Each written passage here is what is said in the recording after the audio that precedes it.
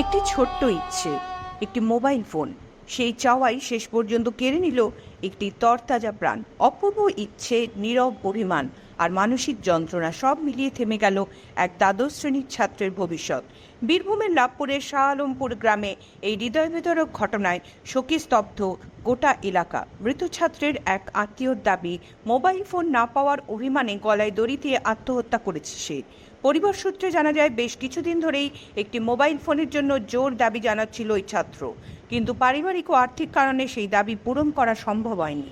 ঘটনার দিন হঠাৎই ঘরের মধ্যে ঝুলন্ত অবস্থায় তাকে দেখতে পান পরিবারের সদস্যরা।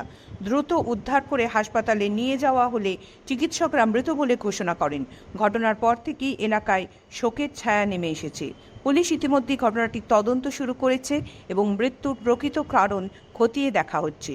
বিশেষজ্ঞদের মতে, এই ধরনের ঘটনার পেছনে মানসিক চাপ ও অভিমান বড় ভূমিকা নেয়। তাই সন্তানদের সঙ্গে খোলামেলা কথা বলা ও মানসিক সমর্থন দেওয়া এখন অত্যন্ত জরুরি।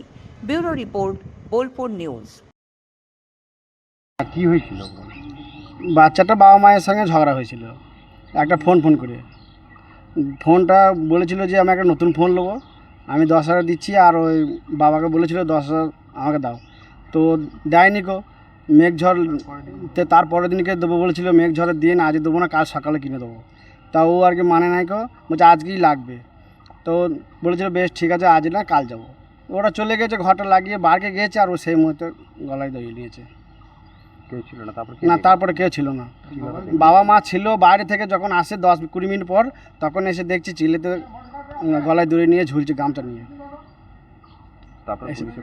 হ্যাঁ, তারপরে ইয়ে নিয়ে গেছিলাম, হসপিটাল নিয়ে গেছিলাম, লাভপুরে হসপিটাল থেকে আবার নিয়ে এসেছিল থানাতে।